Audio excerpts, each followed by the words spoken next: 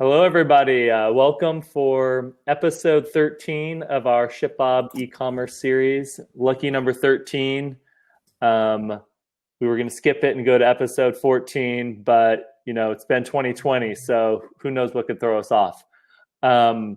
Leading up to this, I know that some of us, we don't know who's having internet connection problems, but hopefully you guys can hear us just fine. And I know last week was the first week we actually had internet connection issues while on this, but whatever, we'll fight through it. If you guys have questions for me, we can always jump on the fulfillment side if we have any problems with Adam. So, and then to the Adam in the chat, yes, there will be a replay. We'll send everything over afterwards. So as how we always start this, would love to know where everybody's calling in from. I am calling in from Southern California. I have not left here in quite a while. And so I know that Nick's been jumping around a little bit. So Nick, where are you calling from today? I am still over in Cape Cod this week. What was I? Last week, I think I was still here, but week before I was down in Raleigh. Hopefully you get into New York in the next couple months, but we will see. But it does look like, again, we have a pretty diverse group from all over the world here. But Adam, I'm not sure if you're still on the line, but maybe if you want to, I'm not sure if you can hear us or not, but maybe if you want to log off and then log back on again, we could try that again. Adam, can you hear us? All right, so Adam's having some connection issues. And so if things don't work out here, that's fine. We'll jump in. And instead of going deep on private equity, we're going to go deep on fulfillment. So let's see, where are people coming in from today? Uganda, there's a first. That's awesome. Minneapolis, Key West, Madagascar. Now I don't even know if you guys are, we got Iceland. Okay, so this is like a wish list of where I want to travel. Georgia, Mexico, Ontario, Amsterdam. Wow, this is like one of the most diverse groups we've had so far. I love it. South of Seattle, UK, Ireland. We're going real international today. Adam, where are you coming in from today? Can you hear us, Adam? Off and on, guys. We'll see what we can do here. Cool. Where are you calling in from today? I am in San Francisco, so one of the first places to shelter in place in the U.S., and I'm guessing maybe one of the last ones to open up. So I feel like I've been stuck in the apartment for months on end, but glad to see we've got a wide range of places calling in. Yeah, definitely. And so I'll jump right into the intro, and then I've got some more questions for the audience. So we have Adam Hemmer here. He's the Senior Vice President over at TSG Consumer Partners. Their extremely impressive portfolio includes companies like Core Power Yoga, Backcountry, Vitamin Water, Pop Chips, Yard House, Pabst Blue Ribbon. We should probably give like a PBR giveaway, Voss, Comet, and then a secret favorite of mine with Paige. So Adam, welcome. Thank you very much for joining us today. And it looks like we lost connection again. So, Adam, can you hear us? I can, yeah. It must be on my end. I've caught most of the TSG portfolio there. Yes. So, well, welcome here. So, I'm very excited about today. Hopefully, the internet holds up a little bit. I admittedly, private equity is a blind spot of mine, and so Adam would love to hear from you. How do you define private equity or the space that TSG fills within the investment world?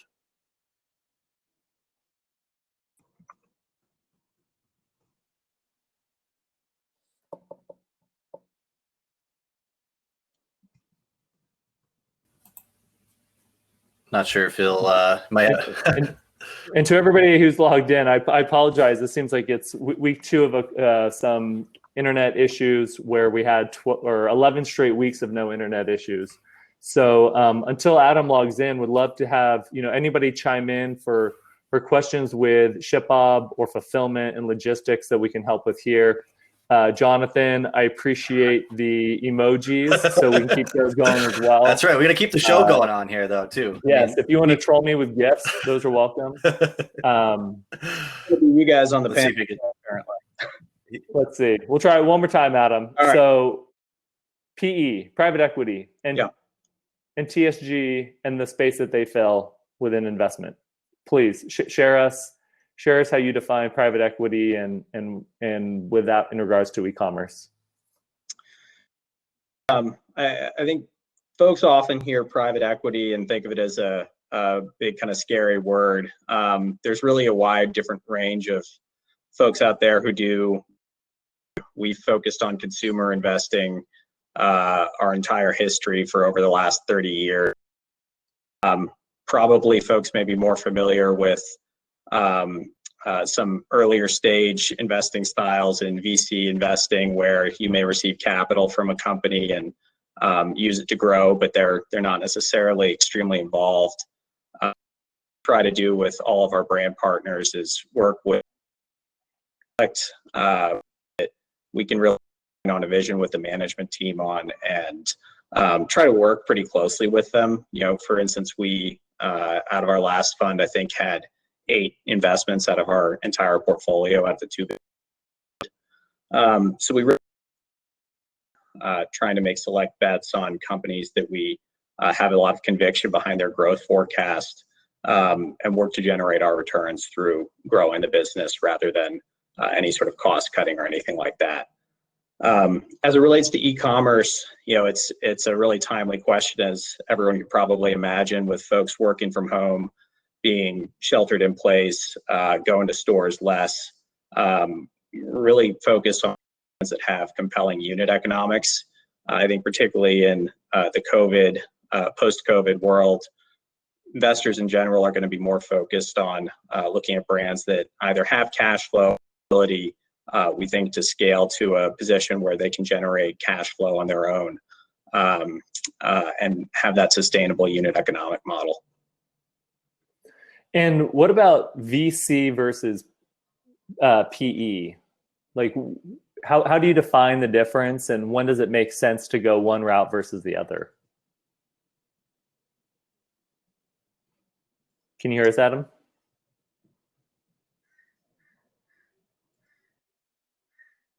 All right. Well, it looks like we unfortunately lost Adam here. We'll see if he can log back in. Hopefully, you guys can see and hear me. So we do have a question from Alec in the audience. So outsource versus in-house, and actually, let me get to that in a second. So Nick is still here. If anybody wants to come on, okay, Adam's back again. Adam will try one more time. But real quick, if anybody else wants to come on stage and ask questions, whether it be VC and PE related, or whether it's specifically fulfillment related, you want to talk about your brand, and we can get to specifics, please let me know. And so, again, just raise your hand. And so, Alec, outsource versus in-house. We've heard some horror stories about outsourced fulfillment, mostly around software, not living up to billing. In-house gives us control, which is important in the luxury segment. Any thoughts? It's a great question. That's something that we often hear from people, where they want to control because, it's your baby, and so you're handing off your physical goods to somebody else. I think this is where really vetting the partner is important, and spending time with them to understand, especially if you're in the luxury segment, how do they go about from storage to pick and pack and managing everything there, possibly talking to some of their customers or going through case studies to hear more about some of the brands that they work with. And so I would really focus on that, and understanding the value of outsourcing, where, especially in a time like now when there's so much uncertainty, when you have it in-house, you have a lot of fixed costs. And again, there are benefits of taking it in-house, but there are a lot of fixed costs from the warehouse that you have to pay for, or the storage space, to to the people to your employees, and managing that. Whereas a company, let's just say like ShipBob, it's much more variable. And so yes, you have your storage, but you're really only paying for the services work that the people are doing as you are managing to sell. And again, please keep the questions coming. I'm actually going to chat Nick real quick on the technical stuff. Yep. We get this. Looks like he's back. Hey guys. Oh, Sorry about that. Not sure where I cut out, but I imagine it was a little. yeah. We'll try one more time here, Adam. Okay. PE versus VC. What's the difference?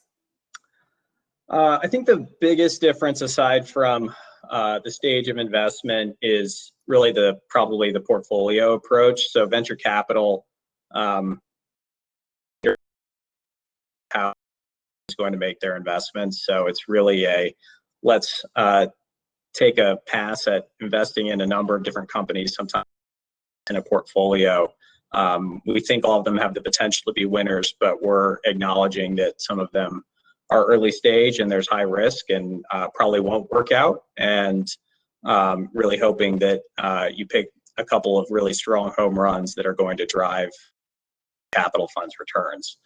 I mentioned, although I'm not sure if it cut out in the middle of it, that one thing we've tried to do at TSG, general and private equity, is really make focused bets.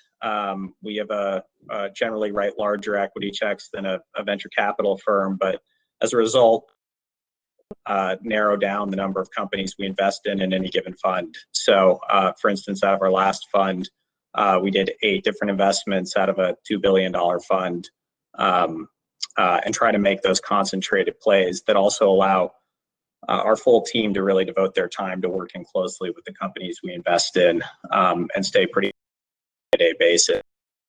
It's just inherently more challenging with a wider venture capital fund portfolio. Great. And can you still hear us? Adam, can you still hear us?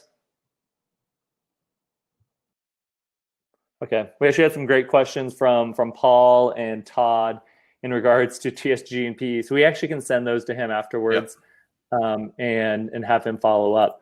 So here's a question from Gabriel to follow up on Alex's question, which is, he's been considering ShipBob as a fulfillment provider, but similarly, he's concerned about reliability. He's read horror stories about outsourced fulfillment. So let's say with ShipBob, managing our rapid growth while maintaining reliable service. This is by far our number one focus area at ShipBob. And so one of the many reasons why I'm so bullish on ShipBob and recommend it to my friends is the amount of focus that we place on data and our ability to track things at such a granular level. So from things such as who is picking which order, the speed that things come in, how quickly they're able to pick it, how quickly they're able to pack it, the service level that the carriers are having, and this is extremely important today.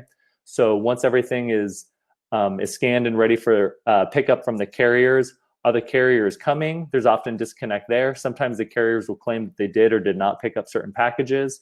And so having like a timestamp or logs across the entire life cycle of every single order and every single product is paramount. And so for us to be able to get to such a granular level for every single product and item is very important. And we can measure that not just at the network level, but at every single fulfillment center, to every single person that works within the fulfillment center as well, and identifying, where things are going well and where there are issues as well. And so there is no 3PL that is, going to nail 100% of everything. But it's really, but working with those that are able to identify where the issues are and making sure that things such as error rates or anything like that are as low as possible. And let's see, here we go from Danielle. So this is less of a question, and appreciate this. So moved from fulfillment.com to ShipBob. So far, very pleased with the turnarounds, especially the online portal for ease of seeing all fulfillment and tracking information. Appreciate that, Danielle. That's a great call as well. And so it's that visibility layer. And so instead of having to pick up the phone or just get Excel spreadsheets all the time, it's being able to see things in real time. And then as Danielle called out, she wishes ShipBob was in England. And so we are evaluating other locations across the world and across Europe, such as Central Europe or England.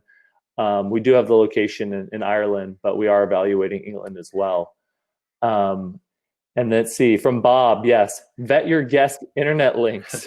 That's definitely a good suggestion. So I know it's always a little bit difficult because everyone's working from home, mostly nowadays. So it's a little bit tougher, but we will definitely try to be more explicit next time with just internet. So yes, cable internet connection is a requirement. We do explicitly state that, but things can often go haywire. I'm very excited about the guests we have next week. I think next week is when we have Kirsten Green from Forerunner Ventures coming on, along with the founders of BK Beauty to come on for the pitch as well. So that's going to be very exciting. Let's see, any more questions on shipping and fulfillment? Worst case, we wrap this one up a little bit earlier than usual, but I'm sure there's some questions out there. Let's see, from Jonathan. Bit of a newbie considering using an outsourced fulfillment center. The main benefits for my drop shipping customers and my store is the ability to offer 2-day shipping. Very true. I'm not sure the question there, so if you want to expand. From Santiago, planning to expand to Latin America. Again, I think Drew actually commented on quite a bit of this a couple weeks ago. Drew Saxena, who's our CEO, in our expansion plans. And so we are evaluating really the entire world. But it's where the biggest pain points for our customers in regards to getting their products both efficiently from a time standpoint, but also from a cost standpoint to the end consumer. And so from Latin America, I don't think so in 2020, possibly in 2021, but right now we're fulfilling everything from our US locations. Let's see,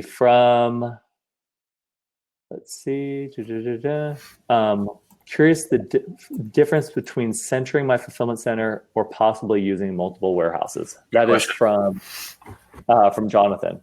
And so here, again, there's no one size fits all answer. Especially if you're earlier on or just getting started from outsourcing it, using maybe a centrally located facility. For example, we have some in Texas, we have some in Illinois, which is more central as well. That way you can get to both coasts and the middle of the United States pretty efficiently, both from a time and cost standpoint. And also in regards to managing your products or SKUs across multiple fulfillment centers, it really simplifies your operations as well.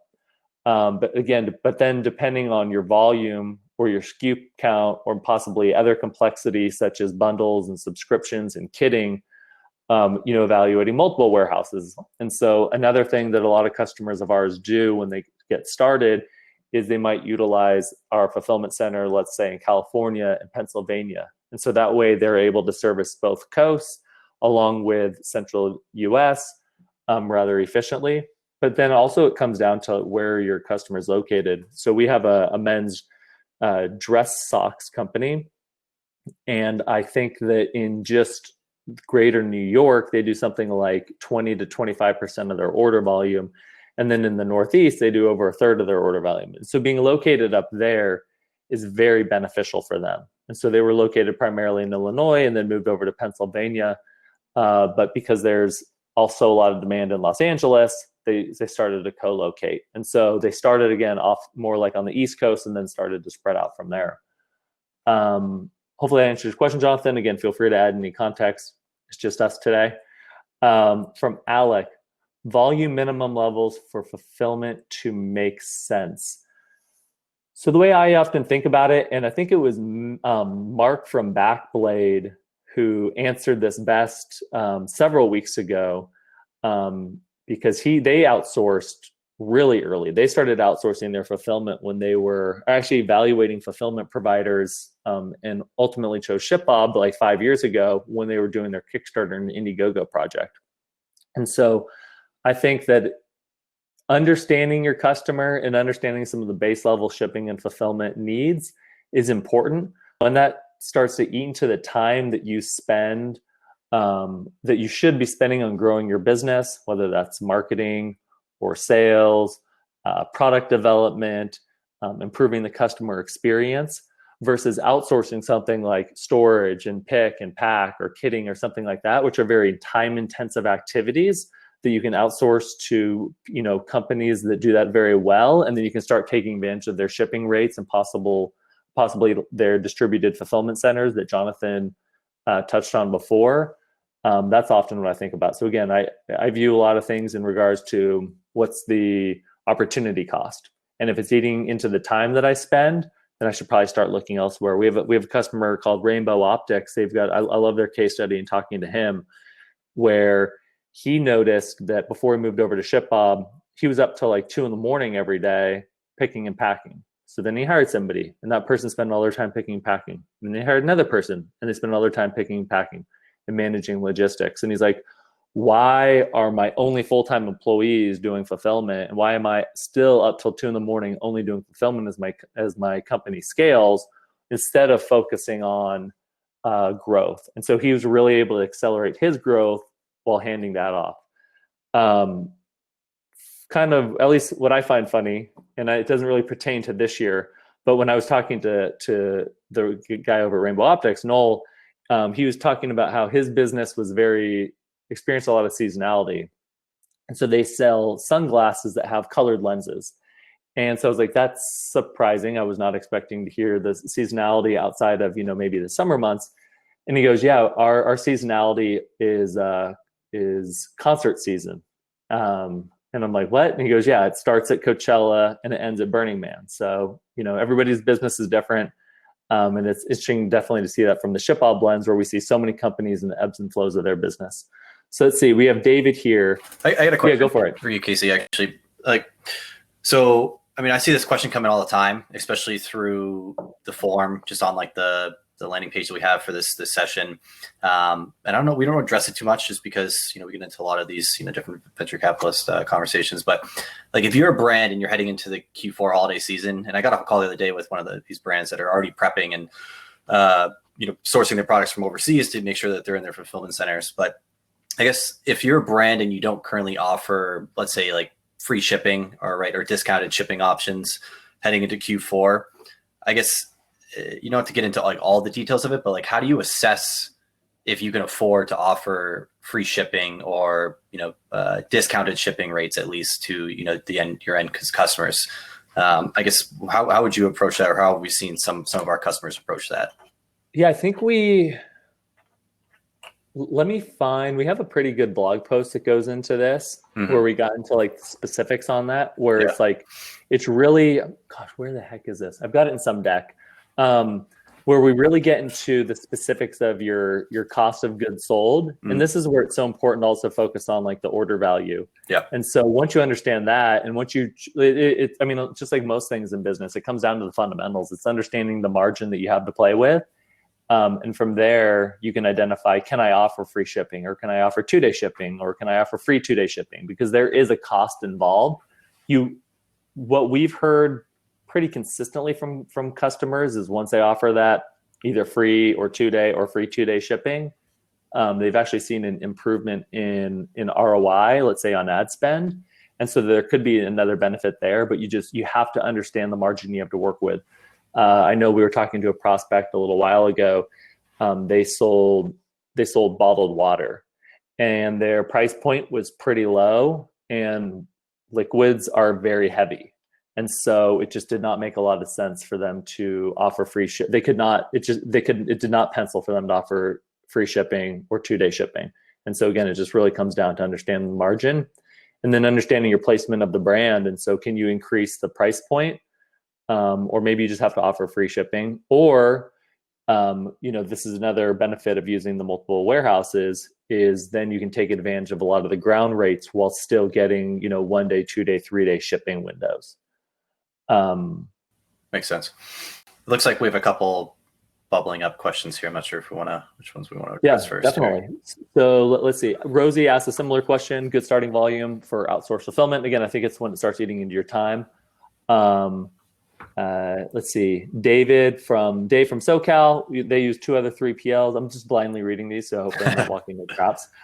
We've used 2 other 3PLs, done our own shipping also twice, moved to ShipBob about a year ago, and have been systemically happy with their service. Very reliable. Also interested in the Canadian expansion. Awesome. Please reach out to Anthony and our team.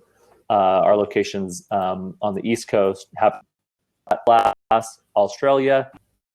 That's an interesting one. I think that we'd probably expand to Australia before Latin America, just because of the proximity where we have our other locations. So obviously Latin America is rather large, but we are at least connected continent-wise. And so it's much closer, let's say, from our Southern California location and our Texas locations.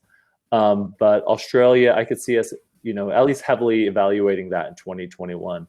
So Danielle calls out multiple locations work well for lower courier costs, but you do have to factor in storage. That's a great call out. So it's understanding the storage and also what's the freight cost to get it to multiple fulfillment centers. From Victor, Switzerland, Germany, Austria, Italy, European Central country. Well, I don't know. Maybe when we can fly more again, I'll make the pitch for that and try to go source some myself. But on a serious note, I know that we are evaluating some in Central Europe. I don't have a timeline for that. No. To be honest, I would guess probably earlier 2021 at the soonest. But things could move forward faster. And again, right now we're servicing them from our Ireland facility. From Gabriel, this is a great question. So do we have the ability to choose which facilities we'd want to start with? Yes. And so what a lot of the merchants do that start with ShipBob is they go through what we call a time and transit analysis. And so depending on the size of your brand, we will ask for, let's say, 1 to several months of shipment data to understand where your end consumer is buying from. And from there, suggest where we think you should be located or how you should split your inventory. We give you this information for a reason because that's what the data is telling us, but you have the ability to choose from whichever facility you want. So I hear about this a little bit less than a couple of years ago, but a lot of people want their products located close to where they're located. And so sometimes people make that decision. And another thing to call it as well, if you choose one facility, that doesn't mean that you're there forever. You can always choose to move to another facility too. And so within the analytics dashboard, within ShipBob as well, you can actually get real-time information on, well, what happens if I start splitting my inventory, let's just say from just our California location to California and Pennsylvania, what are the cost savings there? And so that updates again every single day, so you can get real insight into the potential cost savings and also speed in the delivery from your products as well. So Courtney, do you integrate with Etsy? Currently, we do not integrate with Etsy. We do integrate with ShipStation, and so sometimes we will utilize ShipStation as a layer between platforms that we do not currently integrate with. I don't know if Etsy and ShipStation integrate together, or if somebody's on a custom-built solution. ShipStation can sometimes be the layer in between as well. Let's see, David. What do you typically see as the volume inflection point where businesses have leverage to negotiate better rates with shipping providers? What does that process look like? I can't speak too well on what the process looks like because when I've helped run e-com businesses, that was another partner of mine that negotiated that. And then at ShipBob, that's not something I focus on either. From the volume inflection point, again, I just don't have a good answer there. We do millions of packages a month, and so that gives us some negotiation leverage. But from a solo brand, I don't have a good answer there. Maybe somebody else does in the chats. Let's see, Chris. Cost-wise, evaluation between Amazon fulfilling against a 3PL. So Amazon's an interesting option. Something to think through with Amazon is what's important for your business. And so sometimes Amazon will be the most cost efficient. They do, I don't know what they're going to do in 2020, but historically, they've always increased some of their costs within Q4. And so you need to take that into consideration as well. That's something that we don't do. I know that's something that some other 3PLs do not do either. But you do need to think through that. With Amazon as well, you do need to think through who owns the data. Is that going to be you or is that going to be them? If custom packaging and marketing inserts and stuff like that are important, that's not something that they can always offer. And then with the pandemic, they were actually turning away a lot of brands as well. And so it's kind of just taking a risk on that. And then what's important for your business. If it's solely dollar in, dollar out, Amazon could be a great option for you. But if brand and owning the customer data and some other items are extremely important, then maybe evaluating a 3PL. All right, let's see. From Danielle. Let's see. The only question I have, so in the UK, we're used to a good price for next day delivery for a weight of 6 pounds at around 5 pounds. However, I found the US to be a lot more expensive. Is this a norm for all US carriers? Danielle, maybe if you want to follow up with us on that, and I can connect you with somebody on our team. Just off the top of my head, I don't have an answer for you there. So from Titur, I have a supplier in the US that is 4 hours from the nearest ShipBob location. I find the shipping for my bulk orders too high from my supplier. Can ShipBob handle it for me? So we don't do freight. We do work with from DH Robinson to Freightos to other freight brokers. I'm sure some people in the comments can provide a handful of other solutions there, but we don't do freight. We will help you move inventory between our fulfillment centers, but we don't pick it up from the actual suppliers, if that was your question. From Rosie, minimum monthly volume or number of SKUs for working with ShipBob. So a monthly volume, we don't necessarily have a minimum. Anybody can sign up for ShipBob and get started on their own. For people to go through the typical process with our account exec team and the implementation team, the monthly minimum is typically 400 to 500 orders a month. But we have hundreds of customers start every single month that do everything completely on their own, and the monthly minimums do not matter there. And so some of the benefit from that as well is you can do it at your own pace. You don't pay anything for the implementation fee. And also you get access to all of our fulfillment centers, all of our software, our merchant care team, and all of that. From a SKU perspective, depending on your volume, we typically draw the line at around 200 SKUs or SKUs. We work with a lot of health, wellness, beauty, food brands. And so again, they often have smaller catalogs. Let's see. So I'm just reading this from Danielle. Or Nick, you got another question? No, it's Tiago's question coming in. I guess you might need a little bit more further elaboration on it, but I guess the question is, like, brand grows over time, like Santiago is kind of stating here, right? New products being added. Maybe they start off with one SKU. How does that brand kind of grow with him? I guess I'm trying to understand the question a little bit further, but it would seem like just how does that brand grow with us if they're going to grow their product catalog? Okay, great. I love that question. So let me get to that in a sec. So Bob's calling me out here. Still need an answer to Alex. What are the volume minimum levels for fulfillment to make sense? Give us some numbers. So I love it, Bob. Push us to give you answers. Because the real answer is it makes sense. But I think if you're doing over a couple hundred orders a month, then you should really start to outsource it. I'll say it also depends as well, because if operations, a friend of mine, he helps run a company. His co-founder is just an operations wizard, and they do 50 to 60,000 orders a month. And they've built out a full-on operations and fulfillment arm because that's what his co-founder does. That's his differentiator in the business world.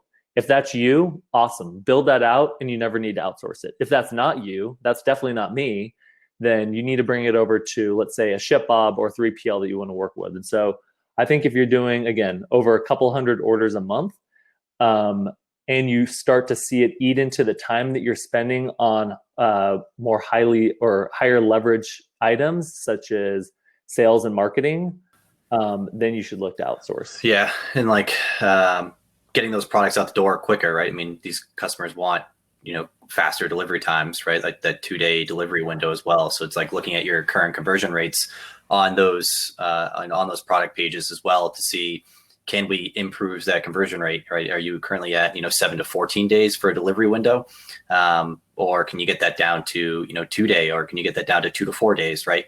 And if you're doing so and you're investing in that, right, it's an added cost to you, but it's also in theory, right, that should help to increase your conversions in overall sales if you're going to be doing that as well. So it definitely is like a business by business case, I would say as well. And that's just something I'll call it too. If Paul Howdige's still on, I know he's joining us next week, but he's done fulfillment and kitting for his brand for quite a while. And so maybe he can share like what are some of the pain points and inflection points that he saw when it started to make sense to start evaluating another option. Let's see. So Gabriel, you have some questions around lithium-ion batteries. For a handful of reasons, we can and cannot ship certain items. And so Gabriel, if you want to follow up, my email, carmstrong@shipbob.com. Happy to give you some more specifics there. Javier, thank you for chiming in. Etsy and ShipStation integrate. So then in that case, yeah, we should be able to integrate with Etsy. From Todd, great call out here. With FBA, you have to be concerned that when a pandemic hits, and seemingly that's the theme of 2020, they decide who gets which product shipped and who doesn't. They pick the winners and losers. What's actually very interesting there, so Chad Rubin, who joined a few episodes ago as well with Think Crucial, is he's been running a 8-figure D2C and Amazon brand for over the last decade. And he's been on Amazon for over the last decade. And and again, he's doing like real volume, tens of millions of dollars a year. They said, I don't know what his SKU count is, but let's just say 1,000. They said, okay, these 150 meet our criteria. We're not touching these other 850, even though a lot of them were similar and should have been included in essentials. There was nobody to pick up the phone, nobody he could talk to. It was just, these are the rules. Next. And so again, just something to think through. Hopefully we won't have to deal with pandemics in the future, but that is very important to think through control. So from Santiago, okay. I believe speed and adaptability are keys to thrive as a digital brand, 100%. Darwinism. So if my brand is constantly changing and adding new products based on customer demands, how does ShipBob solve this challenge? I think this is actually where a product like ShipBob actually thrives. And so I'll call out another person that we had on the ShipBob Operator series, and that was the CEO and founder of Jetson. And so they sell probiotics. Nick is a customer, and it was Nick's testimonial on Jetson probiotics why I'm now a customer. And so what they do, what's very interesting is, they started off and they had their probiotic, but then they were trying to identify how can they differentiate in the market. And so they actually started creating seasonal probiotics. And so it changes every single quarter. And so their product continues to evolve. And then, okay, they see maybe this summer across the US where majority of their customers are based, maybe it's, or during some season, allergy levels are spiking. And so they will modify their probiotic to fit what's happening at that time. And so they're consistently changing it. And so that way, they can just send us their latest products and we can continue to ship that out. And so we see that a lot where brands are constantly changing and adding new products or eliminating stuff. I mean, it's very common, like what's working, what's not.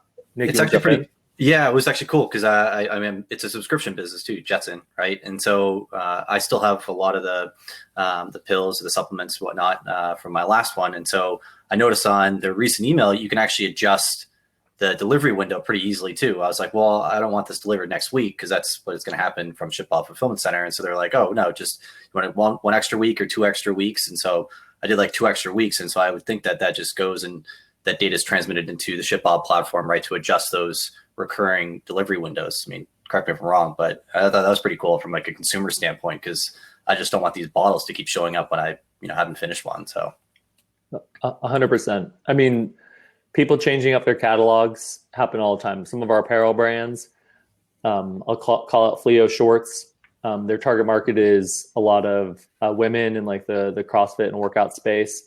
They're constantly evolving the product lines. I mean, yep. Especially in apparel, it's huge. So here's another, thank you, Bob, for chiming in. Freight rates from DLS in Minneapolis has the best freight rates that he's found. He included a link. Appreciate that. Jonathan, as a drop shipper, fulfilling 60, there's a lot of concerns with drop shipping. So I'm glad you brought this up. So currently fulfilling 60 orders a day, but all orders deliver from China and use 17 track. I'm not familiar with that, so I'm assuming that's what you meant. For customers tracking packages, If ShipBob's system can integrate into Shopify, will my order numbers be automatically updated as you ship them? This would be a huge benefit if possible. Thanks, pimps. I'm assuming there you're talking to Nick. Appreciate it though, Jonathan. And yes, we integrate with Shopify. Everything will be uploaded or updated. Feel free to reach out again to us directly. Happy to give you some more information. Can you repeat your email slower? Perfect. There we go. Nick put it. carmstrong@shipbob.com. And Cotter. There we go. Gabriel, how does shipping to multiple warehouses work? Does ShipBob advise that X go to one warehouse and Y go to another? Yes, the short answer is yes. We will give you some suggestions there. And then again, you have full control over. That's another thing I believe with Amazon is you ship it to quote unquote Amazon. People feel free to chime in and tell me if I'm wrong, or if sometimes they have edge cases where it's not the case. But you send it to Amazon and then they distribute. With us, yes, you can ship it to however amount to whichever facility that you choose. And then we as the clients ship to each warehouse individually, or can we ship to a single location and have ShipBob distribute? For the vast majority, our customers ship it from the manufacturer to the different warehouses. In regards to having ShipBob distribute to various warehouses, it's often after you're a customer. But again, feel free to email me and we can discuss your business specifically. Okay, great. Here's Paul chiming in with an answer. Our biggest self-fulfillment pain points are managing spikes in sales. Oh, great. This is a great call out by Paul. This is something we hear all the time. So fielding 500 plus orders a day is tough when our average capacity is designed to handle 50 to 100. Hitting 1,000 a day or more will overwhelm us. So managing peak demand spikes is the biggest help we'll get from a 3PL. Having in-country fulfillment in Canada and the EU is huge for us too. It'll solve many international customer pain points for us. We actually should have Paul come on and talk later about a lot of the international stuff. And things, and just how he's viewing that from what he pays for products and the delta between that and the average order value. There's just a lot of gets in and tariffs and how that's evolved. I think we can get very into the weeds there, which would provide a bunch of value. But I want to go back to what Paul called out with the self-fulfilling pain points and managing the spikes. I mean, that's one of the number one reasons why picking the right 3PL partner is necessary. Let's say that, in his situation, let's say he and his wife and somebody else are doing all the fulfillment, when all of a sudden their orders 10x or 20x in a specific day or possibly more, the backlog you're going to see there, it's going to be very difficult to catch up. And then come the holiday season, when things typically spike, how do you flex up and flex down there? And if you're doing self-fulfillment and you have your own warehouse and you're hiring people, are you going to bring in temp workers where you have to compete against the Amazons and Walmarts and Targets and ShipBobs of the world? Are you going to bring in full-time employees? And if so, what do you do with them after the fact? And so it's really evaluating the pros and cons of that. Another thing as well is what we've seen is we have some customers that are pretty good at getting on Good Morning America very often. And, they might do a couple hundred orders a month. All of a sudden they get on Good Morning America and they do literally 5,000 to 15,000 orders within like a 24, 48 hour time period. And so how do you manage that? And so we have a team that's focused solely on forecasting the demand and ebbs and flows within our entire network and how we staff them. They actually gave a very interesting presentation yesterday just on how they're using different machine learning algorithms, both within the ShipBob data and more macro level data, and how they're using that to forecast what's happening and how to staff appropriately to make sure that we can get everything out in time. And so again, spikes is a very, very big issue. Let's see. Danielle, they sell the best proven probiotics. Awesome. Danielle, drop a link, promote yourself. Let's see. So from Todd, yes, with 3PL, you do need to consider storage costs. To carry enough inventory to 3PL to handle spikes means you're also paying a lot more for storage. Just part of the math to consider. 100%. I guess there it's evaluating, well, what happens if you don't ship your products versus if you do ship your products? And then also, what is the cost on a percentage basis for storage versus fulfillment, total fulfillment, and if you are hiring people or managing your own location. Let's see. So Danielle, we have such a short shelf life for our product. It contains live bacteria, so it lasts 4 months. So a 5-day SLA receipt is worried with ShipBob. So the 5-day SLA, if you could just provide some specifics there or follow up, that's only on receiving, and it's often a lot shorter. And so that should not eat into the 4-month shelf life. We handle things like this quite a bit. And of course you can batch them. And so again, feel free to reach out and get into specifics with your product. Courtney, what kind of labeling of items you need on arrival? Actually, Nick, if you might know of a good Help Center article we could provide there on recommendations from a labeling perspective. For sure. Let's see. Santiago giving a plug to some guy named Matt, who's a launch wizard. I don't know Matt Aki, but there we go. Shout out to Matt Aki. And then another question. Do you have automation when my inventory is running low, like auto order more from the supplier? I don't have a good answer there right now because I know that's something we've been evaluating for quite a while. I'm not sure on the notifications on when inventory is running low, but again, especially through our analytics app, it's something that we've been looking at quite a bit. So let me follow up again on that. Okay, here we go in the questions tab. From Todd, is the new EU fulfillment center open to anyone, or is it restricted in some ways to being new? I'm pretty sure it's open to everybody. You might want to see some minimums in regards to the order amount or the volume that you're going to be shipping within Europe. But if you're a ShipBob customer, again, reach out to me or reach out to Nick.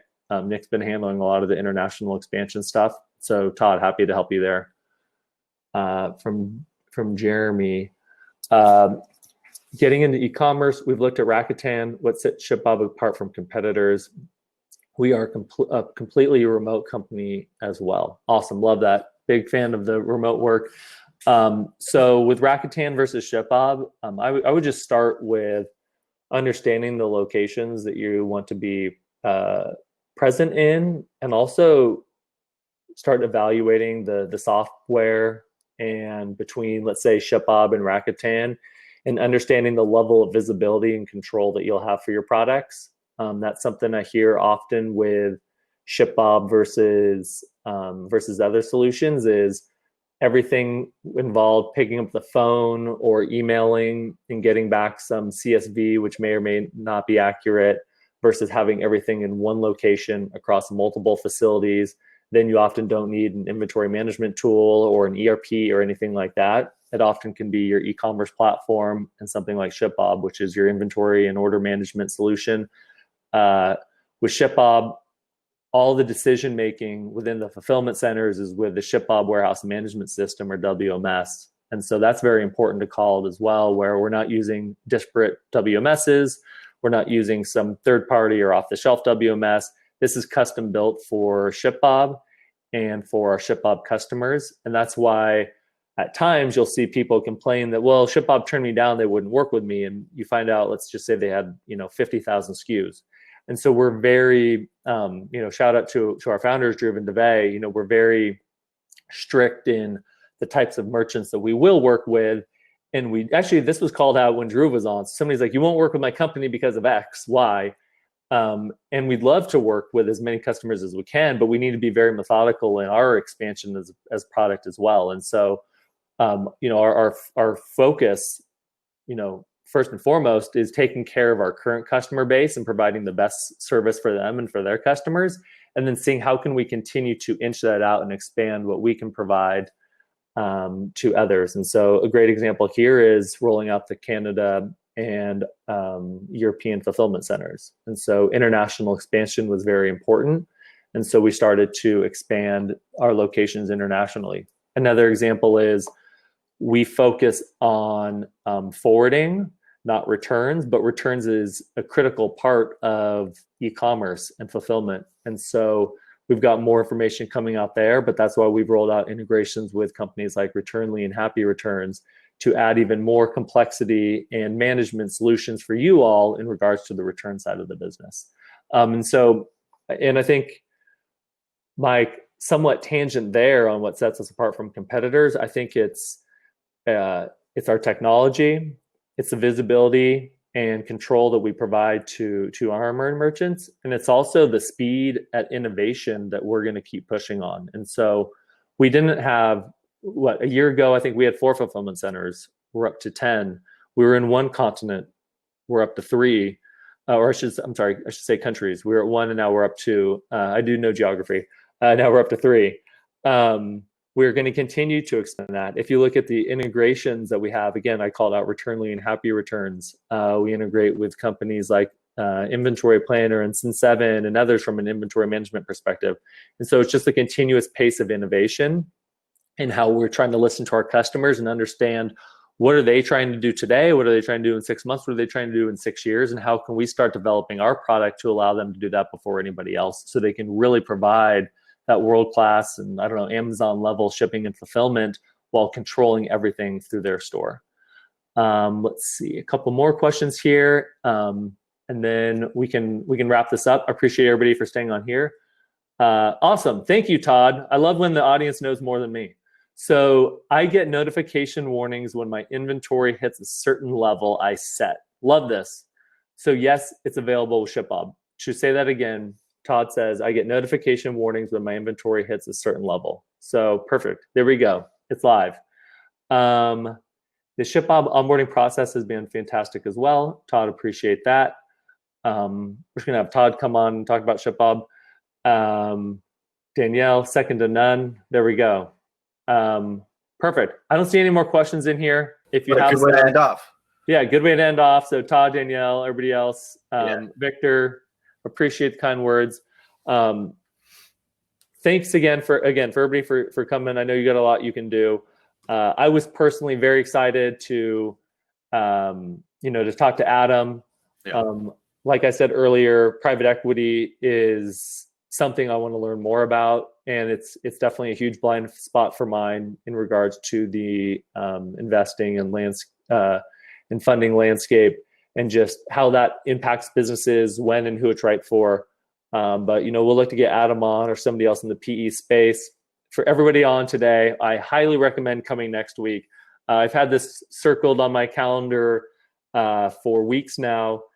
So we'll have Kirsten Green over at Forerunner Ventures, and then we'll have the team over at BK Beauty coming in midway through for the pitch.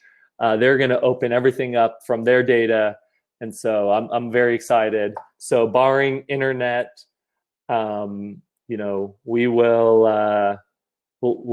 that one will be a home run. So as we always end, number one, what's the number one thing? So Nick, you're on the hot spot. What's your number one piece of advice? Number one piece of advice? I don't know. It's been really hard to back this question up for the past couple sessions, especially with healthy root stalls too. But I guess my number one piece of advice is planning early for Q4 and peak season. I know obviously with the pandemic for the past 3 months, right? It almost seemed like it was peak season, right? And it's kind of taking what that demand was and shifting that over to Q4. So trying to understand how purchase behavior was these past 3 months and seeing if that can kind of correlate to Q4. I know, like I said, I was on a call 2 days ago, I think, with a brand, and they said they're already ordering a lot of their inventory from overseas and making sure that it's filled in their fulfillment center by the end of August. And so then they're going to be all set for the rest of Q4. And so I think as we're going to start having more of these conversations with more of these brands, I think it's definitely plan early, so that you're ready for hitting Q4 to ground running. So I guess that's my number one piece. Love it, and I'll chime in a sec. But a question that I did want to ask earlier, for those of us that are still on, feel free to email us directly or drop it in the chat now. 2 things. One is, what other topics would you like us to cover? We're going to get back to our quote unquote regularly scheduled program soon. We have some huge brands coming on to share how they've been able to grow and their from how they got started to how they've been able to grow and thrive even during COVID. But please, what topics would you like us to cover? or which guests? Who do you want us to bring on? As I told Nick a couple months ago, cold emailing is a place where I'm going to start putting myself back, getting back to the roots. And so we'll email whoever. We'll get introductions from others. Please let us know who else would you guys like to see on. Number one piece of advice. So without me rambling too much, because you guys have heard too much from me, I'd say as this might come across in a bad way, but steal from others. And so you don't need to recreate the wheel. Even if you're looking to do, even from like an innovation standpoint, taking things from tangential industries, I often look at the direct marketing space, or I'll look at e-commerce, or I'll look at others in the B2B SaaS space, or honestly, I'll look to see, so if for those that you were on, I had a pipe break, and so I had to repipe my whole house. Not fun. The team that came in to repipe my house, the sales funnel that they took me through, from the stuff that they brought with them to the walking me through, they basically answered every single question I had before I even asked them. And so trying to steal from others and how they go about running their business, and especially as you head into Q4 and you're looking to do some new creative things, I would go with that. And so, Omar, weren't there supposed to be giveaways? Yes, there were. We'll roll it out next week because we have the issues with the guests today. Adventure Challenge, I would check it out. So Google Adventure Challenge. I think it's just adventurechallenge.com. We are going to be giving away some Adventure Challenge stuff, and maybe we'll give away some BK Beauty since they will be our guest as well. So again, thanks everybody for their time. Hit us up with questions, and we will see you again next week, Wednesday, 3 o'clock Eastern time. Thanks, everyone.